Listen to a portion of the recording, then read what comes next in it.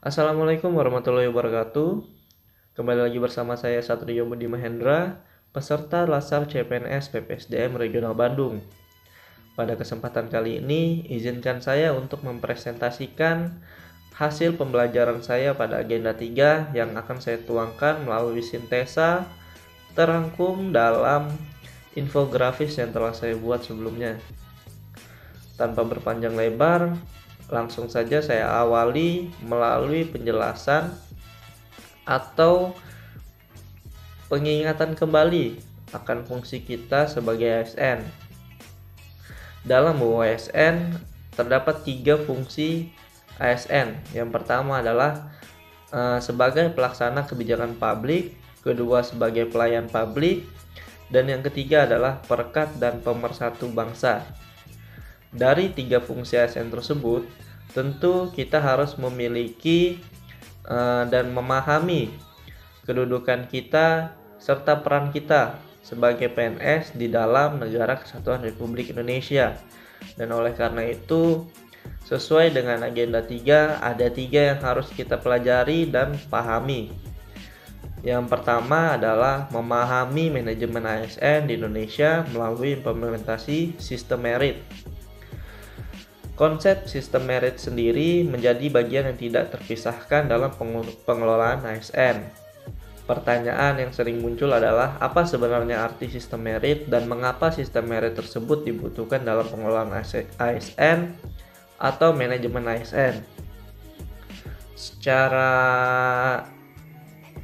definisi, sistem merit adalah kebijakan dan manajemen ASN yang berdasarkan pada kualifikasi, kompetensi, dan kinerja secara adil dan wajar tanpa membedakan latar belakang politik, ras, warna kulit, agama, asal-usul, jenis kelamin, status pernikahan, umur, dan kondisi kecacatan.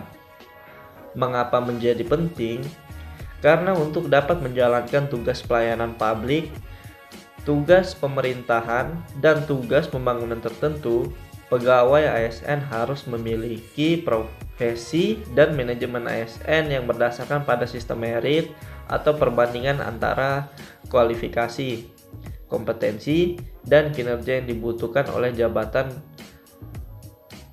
oleh calon pegawai.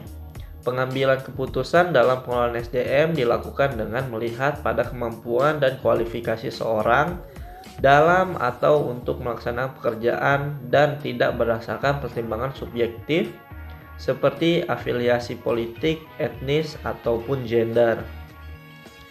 Sehingga implementasi sistem merit dirasa penting untuk menuju manajemen ASN yang kokoh di Indonesia. Selanjutnya, poin yang kedua yaitu menghadirkan pelayanan publik bermutu sesuai standar operasional, yaitu pelayanan publik merupakan hak warga negara sebagaimana amanat konstitusi. Pelayanan publik diselenggarakan dengan pajak yang dibayar oleh warga negara. Pelayanan publik diselenggarakan dengan tujuan untuk mencapai hal-hal yang strategis bagi kemajuan bangsa di masa yang akan datang. Pelayanan publik juga memiliki fungsi tidak hanya memenuhi kebutuhan-kebutuhan dasar warga negara sebagai manusia, akan tetapi juga berfungsi sebagai proteksi bagi warga negara. Untuk itu, sebagai ASN, kita dituntut untuk mampu memahami dan menerapkan 9 prinsip pelayanan publik yang baik untuk mewujudkan pelayanan prima. Antara lain, partisipatif, transparan, responsif, non-diskriminatif, mudah dan murah, efektif dan efisien, aksesibel, akuntabel, dan berkeadilan. Dan yang terakhir adalah poin ketiga, yaitu penerapan konsep wall of government yang terintegrasi. Wall of government adalah sebuah pendekatan atau penyelenggaraan pemerintah yang menyatukan upaya-upaya kolaboratif pemerintahan dari seluruh sektor dalam ruang lingkup koordinasi yang lebih luas guna mencapai tujuan pembangunan kebijakan, manajemen program, dan pelayanan publik. Dalam hal ini, WOG menjadi penting karena diperlukan sebuah upaya untuk memahami pentingnya kebersamaan dari seluruh sektor guna mencapai tujuan bersama, sikap, perilaku, dan nilai dasar yang berorientasi sektor. Sehingga tujuan atau fondasi bangsa yang lebih mendasar dapat menjadi suatu semangat persatuan dan kesatuan untuk seluruh masyarakat di Indonesia. Sehingga dengan memahami dan mengimplementasikan 3 poin tadi, diharapkan kita sebagai ASN mampu menjalankan fungsi-fungsinya yang diamanatkan dalam Undang-Undang ASN. Sekian sintesa dari agenda 3 yang telah saya bentuk atau susun.